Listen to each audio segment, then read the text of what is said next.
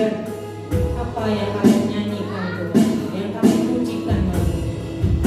Boleh jadi atas setiap kami Tuhan. Setiap kami boleh mengikuti panggilan, mengikut Engkau Tuhan sepenuhnya. Dan biar apa yang menjadi rencana Tuhan boleh jadi dalam setiap hidup kami. Bukan karena kepandaian kami, bukan karena kekuatan kami, tapi karena anugerah-Mu, karena kekuatan yang daripada-Mu yang memampukan setiap kami. Tolong kami ya Tuhan, kalau sebentar kami mau belajar firman-Mu lebih lagi, tolong kami agar kami boleh menangkap akan isi hati-Mu, maksud firman-Mu, dan kami boleh hidup dan berjalan sesuai dengan kehendak-Mu. Terima kasih Bapa yang serahkan waktu dalam tangan-Mu, biar roh hikmat, wahyu dan pengertian, pengenalan akan Engkau curah atas setiap kami. Di dalam nama Tuhan Yesus kami sudah berdoa. Terima kasih.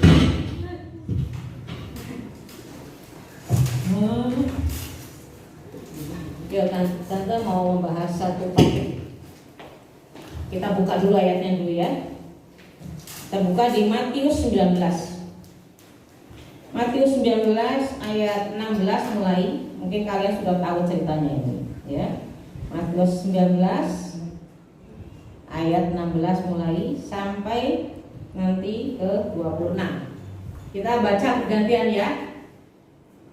Mulai dari 16, mulai dari cowok dulu, terus sudah itu cewek. Kan cowok dulu. Di sini kan belum ada yang jadi lady tuh, jadi belum ada lady first ya. Jadi yang cowok dulu tepat ya. Kita mulai 2, 3. Ada kepada Yesus dan berkata, dulu perbuatan baik apakah yang harus berbuat oleh diharap.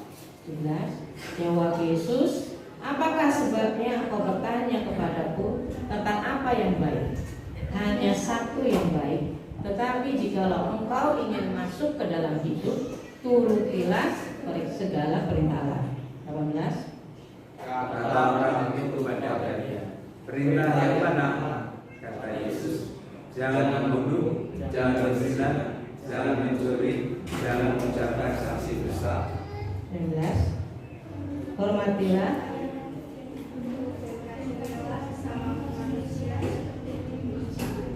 20. Kata orang muda itu padanya, semuanya itu telah aku turuti, apalagi yang masih kurang. 21. Jika engkau hendak sempurna, pergilah, jualah segala milikmu dan berikanlah itu kepada orang-orang miskin, maka engkau akan beroleh harta di surga.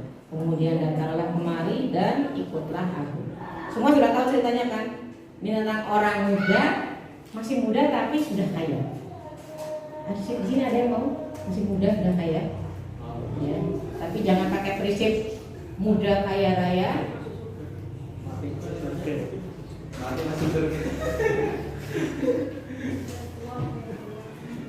Muda kaya raya, tua foya-foya, mati masuk surga. Maunya kan kayak gitu toh? Ya, itu ada di alam yang lain ya. Itu cuma ada di drama. Ya. Ini tante kan kalau di sini yang judulnya di parikop itu kan tentang orang muda yang kaya. Tapi tante mau membahas tentang judulnya perbuatan baik. Kita lihat sekarang mulai dari ayat 16 lagi ya. Balik ke ayat 16. Ada seorang yang datang kepada Yesus dan dia tanya sama Tuhan. Dia panggil guru karena Tuhan Yesus kan pakai jubah yang menandakan dia adalah seorang guru.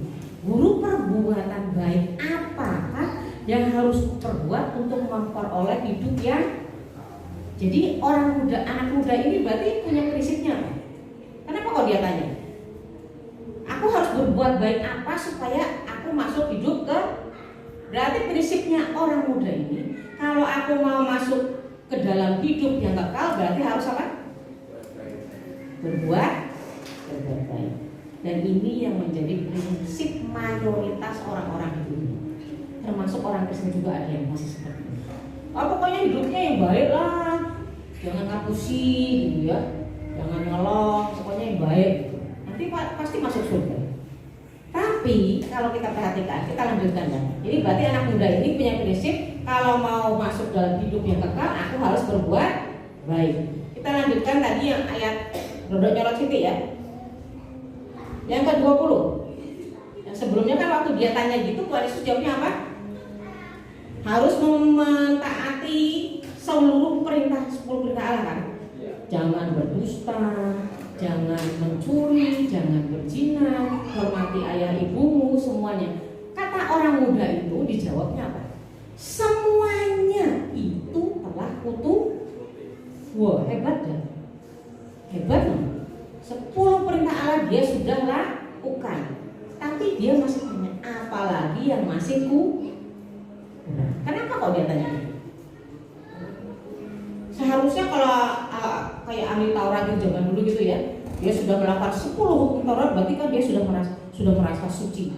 Wah, aku gak berbuat dosa, aku jadi orang yang baik. Bukan orang baik, tidak cuma yang muncikin di belakang ya. Banyak ya orang baik ya. Di sini dikatakan semuanya sudah kuturuti, apalagi yang masih kurang. Ketika dia bertanya apalagi yang masih kurang, itu berarti menunjukkan di dalam hatinya, di dalam lubuk hatinya dia masih merasa aku sudah melakukan pun, tapi dia merasa belum layak untuk masuk dalam hidup Allah. Dia merasa masih ada yang kurang. Aku sudah menghormati ayah ibuku, aku sudah menyembah Allah bersungguh-sungguh, tidak berdosa. Tapi kok tetap dia merasa di dalam dirinya ada sesuatu yang kurang, sehingga dia merasa tidak layak untuk mendapatkan hidup, sehingga dia merasa tidak yakin kalau dia akan mendapatkan hidup kekal. Itu sebabnya dia tanya lagi sama Tuhan Yesus, apalagi yang masih kurang. Dan kita lihat jawaban Tuhan Yesus. Ya, kata Yesus padanya, jikalau engkau hendak sempurna. Nah, Tuhan ngomong satu kata, sempurna. Jikalau engkau hendak sempurna, pergilah, jualah segala milikmu dan berikanlah itu kepada orang-orang miskin, maka engkau akan beroleh harta di surga. Kemudian datanglah kemari dan ikutlah aku. Tuhan kasih perintah apa? Tuhan tahu nggak kalau orang ini orang kaya? Masih tahu. Tuhan tahu apa yang ada di dalam hati. Tuhan juga tahu apa yang ada dalam pikirannya. Kalau dia punya prinsip bahwa untuk masuk hidup kekal aku harus berbuat baik, tapi dia sudah melakukan semua perbuatan baik yang dituntut dari 10 perintah Allah, tapi kok dia merasa masih kurang. Itu sebabnya dia tanya sama Tuhan Yesus. Dan waktu Tuhan Yesus ngomong, pergilah, jualah segala milikmu dan berikan itu pada orang miskin, anak muda ini langsung apa? Mikir. Hartanya banyak. Nah, kalau semua dijual terus diberikan kepada orang miskin, piye? Tante dulu pernah berpikir, kenapa kok Tuhan ngasih perintahnya seperti ini? Kenapa kok Tuhan nyuruh orang muda yang kaya ini kok nyuruh jual hartanya? Kan siapa tahu orang mudanya itu mau, ya Tuhan, ini tak jual. Terus tak berikan sama orang. Tapi kok jawabnya ternyata delalah. Tahu enggak delalah? Delalah itu bahasa apa? Ya. Waktu orang muda itu dikatakan ayat 22, ketika orang muda itu mendengar perkataan itu, pergilah ia dengan sedih sebab banyak hartanya. Jadi orang muda itu tidak bisa mengerjakan. Maka nangkap di sini. Tuhan Yesus menyuruh dia melakukan sesuatu yang memang tidak akan bisa dilakukan sama orang muda. Kenapa Tuhan memberi perintah itu? Supaya di sini ada satu konotasi yang apa namanya? Tersirat, ada tersirat. Tersirat sama tersirat beda kan? Pelajaran bahasa Indonesia ini. Tersirat itu berarti sesuatu yang ada maknanya di dalam. Tuhan ngomong seperti itu supaya untuk menunjukkan kepada orang muda yang kaya ini bahwa perbuatan baik Allah apapun juga tidak akan membawa dia ke dalam hidup yang kekal. Supaya dia tahu dia sudah melakukan 10 perintah Allah, tapi ketika dia disuruh jual hartanya dibagikan kepada orang miskin, dia tidak bisa. Tuhan mau supaya orang muda itu merenungkan kembali. Ya, nah sekarang kenapa dia harus merenungkan kembali? Karena balik ayat 21. Ini jawaban Tuhan Yesus kan. Kan tadi pertanyaannya, perbuatan baik apakah yang harus aku lakukan supaya aku mendapat hidup kekal? Tapi Tuhan Yesus ngomong di sini, jikalau engkau hendak sempurna, pergilah, jualah segala milikmu dan berikanlah itu kepada orang-orang miskin, maka apa? Engkau akan mendapat hidup kekal.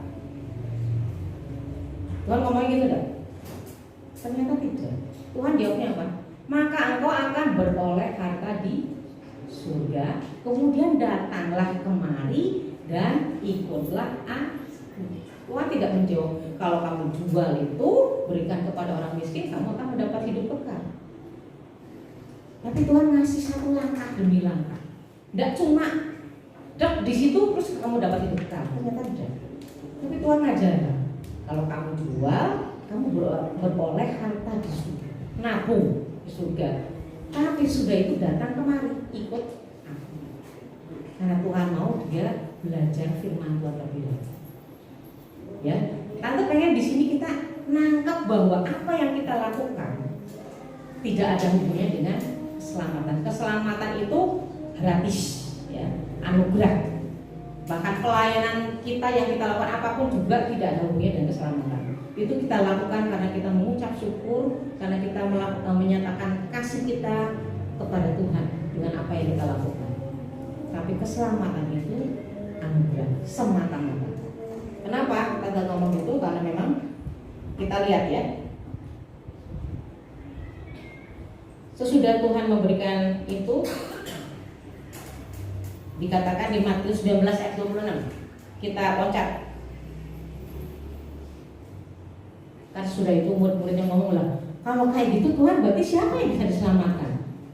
Kan nggak mungkin, nggak ada yang bisa selamat kalau kayak gitu. Orang yang sempuh, yang sudah baik kayak gitu, yang sudah bisa melakukan 10 perintah Allah aja nggak bisa selamat, nggak bisa dapat hidup kekal. Apalagi berarti semua orang nggak ada.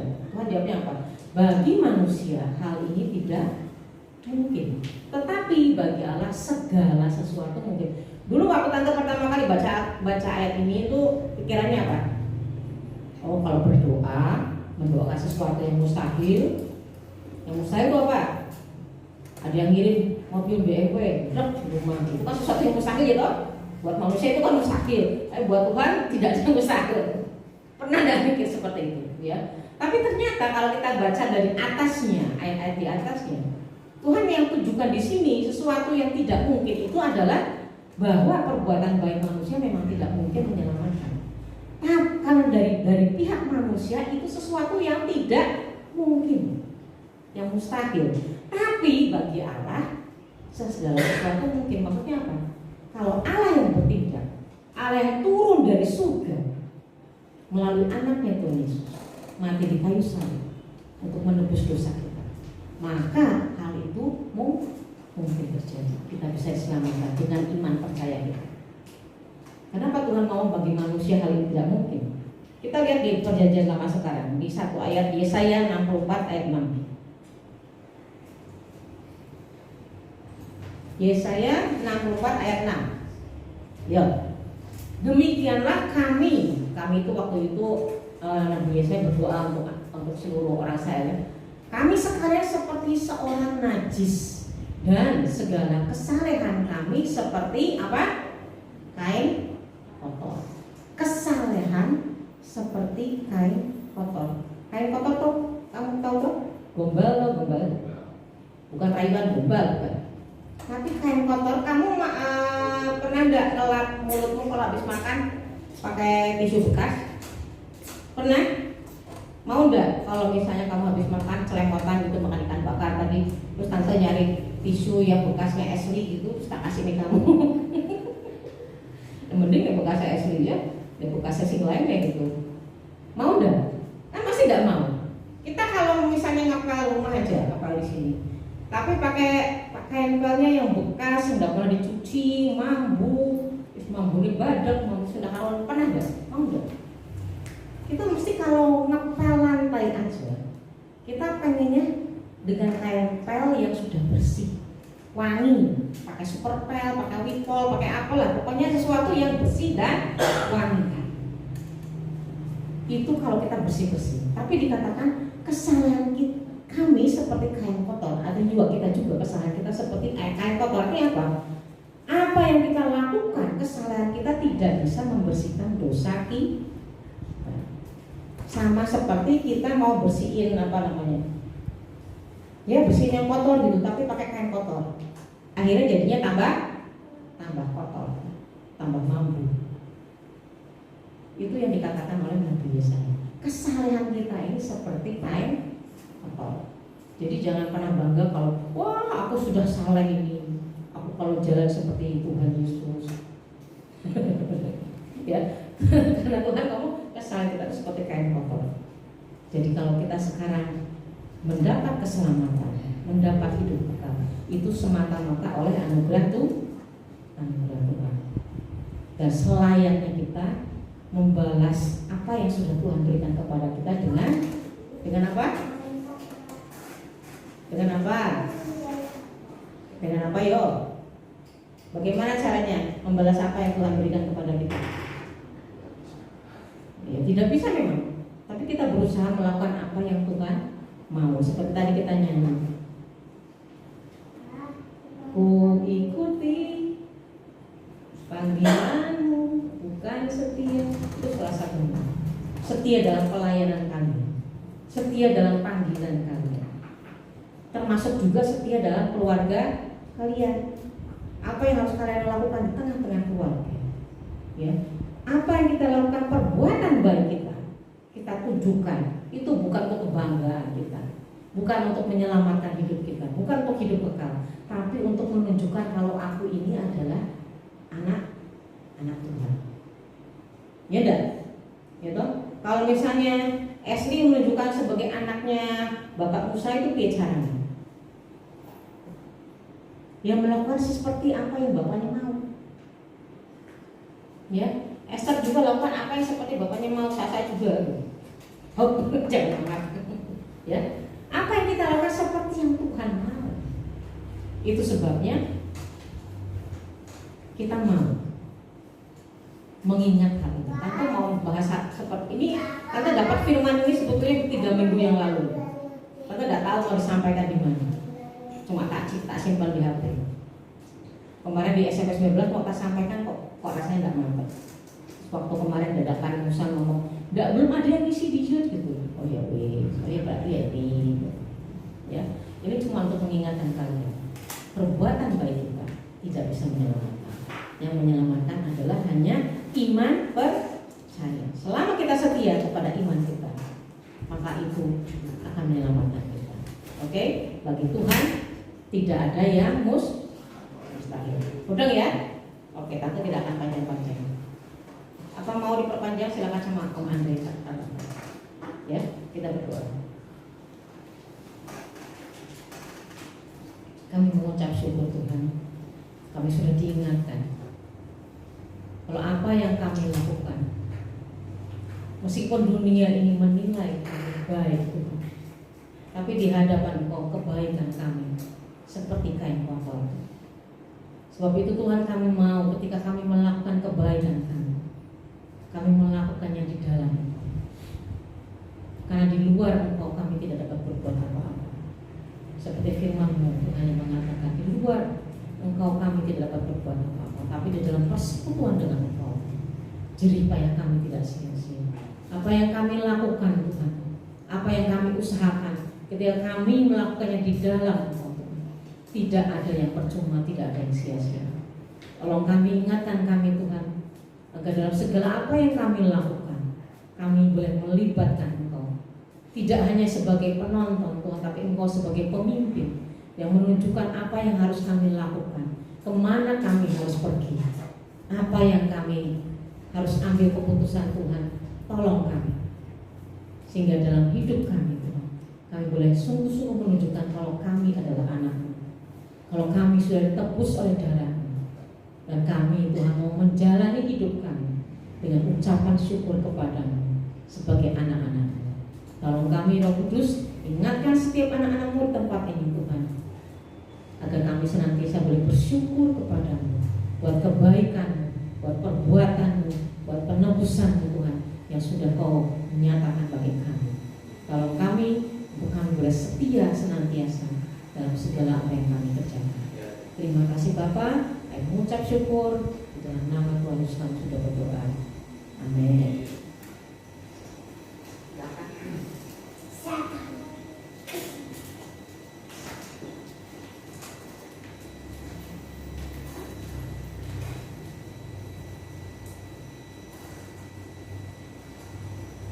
Amin.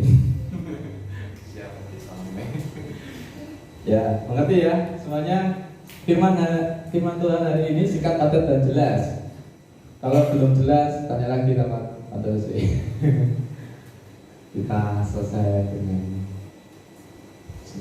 kasih ya, jam 7 lebih 8. Pengumuman mengingatkan nanti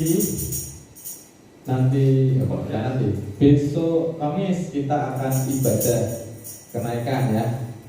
Kita semua hadir ya. Ajak teman-teman yang sekarang jarang hadir datang ke ibadah kenaikan. Kita gabungan ya. Kamis jam 5 sore. Oke. Tinggalkan yang lain juga ya. Kamis jam 5 sore. Habis Kamis itu langsung besoknya kita akan mulai seperti tiap tahunnya, kita ada doa puasa 10 hari ya. Jadi Jumat, Sabtu, Minggu, tapi Minggu tetap ibadah, tetap doa dan puasa. Jumat, Sabtu, Minggu, Senin, Selasa, Rabu, Kamis, Jumat, Sabtu, Minggu, 10 hari. Kita belajar untuk itu ya, puasa dan berdoa. Jangan cuma puasa toh ya, terus tidur di rumah, terus datang ke gereja buka bersama. Jangan ya. Oke. Tetap mumpung pada saat puasa tuh sepertinya kita dekat sekali sama Tuhan. Lapar begini. Makanya belajar puasa, doa puasa seperti Yesus ya. Doa puasa juga.